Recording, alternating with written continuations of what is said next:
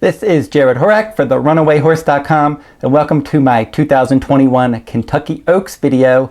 I've covered a lot of the Kentucky Oaks prep races on the road to the Oaks last year and this year, and now we've arrived at the big event, and the Kentucky Oaks is going to be run at Churchill Downs as race 11 on Friday, April 30th, 2021, the Grade 1 Kentucky Oaks.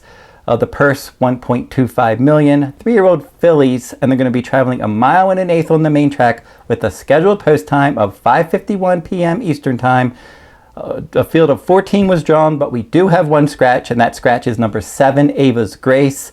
She was 50-1 morning line, but it was a little bit of a significant scratch because she was expected to be the pace setter in a race with not a lot of pace, and now without her in there, there's even less pace in this race. Now, we'll throw up the field for the Oaks now. Now, I'm not going to go through every single contender in this race. I'm going to talk about my top selection and how I arrived at that top selection. Now, if you're interested in my Kentucky Oaks analysis in all the stakes races at Churchill Downs, I covered that with my Santa Anita Park full card, and that is available right now at the runawayhorse.com on my sales page, and also my Kentucky Derby, my annual Kentucky Derby full card analysis from Churchill Downs. I'm still working on that. I finished my analysis of the Kentucky Derby, but I have to do the undercard races. That will be available tomorrow at the runawayhorse.com if you're interested. Now, in this 13-horse field now, there's not a lot of front-end speed. And if you go back and you were reading my blogs, my Kentucky Oaks blogs, which I started last year, I said during the 2-year-old season that the Goldenrod Stakes from Churchill Downs was the best two-year-old filly stakes race on the road to Kentucky Oaks that year. Now in that Goldenrod Stakes, my top choice was Travel Column, and she overcame a lot of trouble and rallied from 9th place to win by a length over Clairiere. That was a good effort, and now those two have developed a nice rivalry this year at Fairgrounds. But Travel Column was much the best in there over Clairiere, and then, as I said, those two met again in the Rachel Alexandra Stakes. Clairiere won that one by a neck, and then in the Fairgrounds Oaks, Travel Column was able to win that one by a little less than 3 lengths. So that was the key race last year. Now I think the key race this year was the Ashland Stakes, and in that Ashland Stakes, that was a nice effort by Malathaat. Now in that race, Past the Champagne got the first run. The pace wasn't quick. Now at Keeneland at 1.1 miles, the stretch is short and closers are at a disadvantage. But Malathaat was able to catch Past the Champagne anyway, and that was Malathaat's first race of the year. She was 3 for 3 last year. She won the Demoiselle Stakes on a wet track at 1 mile and 1/8 in the slop, and then in her first race this year, she won the Ashland, rallying nicely from off the pace, and she is your morning line favorite in this race. She's number 10. She's 5-2 morning line. So I think that the best race last year was, like I said, the Goldenrod. The best race this year was the Ashland, and then the Ashland and the Fairgrounds Oaks, typically in recent years, that's been the road to success on the road to the Kentucky Derby. So horses that Kentucky Oaks. So horses that ran well in those races did well in the Kentucky Oaks.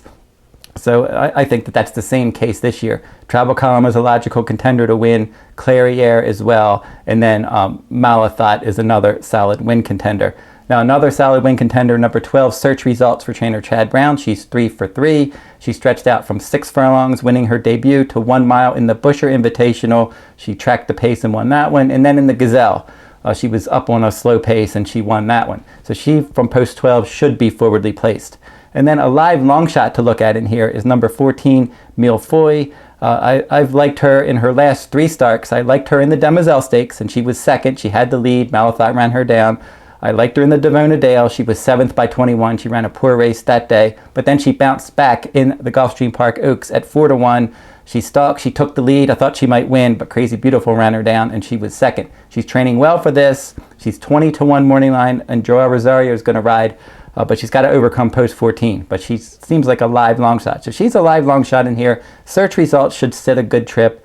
Malathaat is one certainly could win this race. Clairiere is going to need some pace help. Travel Column's been my number 1 Kentucky Oaks filly for many months now, and I'm going to stick right with her. I picked her in the Goldenrod, the Rachel Alexandra, and the Fairgrounds Oaks. She won 2 of those races. She missed the other one by a neck. She's 2 for 2 at Churchill Downs. She has running style versatility and that tactical speed. They paid $850,000 for her. She's a 3-year-old daughter of Frosted. I was a big fan of Frosted. Victory Gallop on the dam side. Certainly bred to handle the mile in an eighth.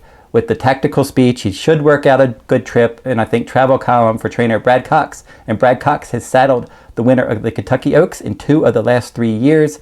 And I think Travel Column has a good shot to give Brad Cox another Kentucky Oaks winner. The Travel Column, my top choice in the Kentucky Oaks. So don't forget to like, subscribe, and comment. Make some comments in the comment section. Who do you like in the 2021 Kentucky Oaks? Again, if you're interested in my full cards from Santa Anita, stakes races from Churchill Downs for Kentucky Oaks Day, and then my full card analysis from Churchill Downs for Kentucky Derby Day, you can find all that over at therunawayhorse.com. And that will wrap up my Kentucky Oaks video. I'll be back and I'll take a look at the Kentucky Derby and give out my top choice. Until then, good luck at the races.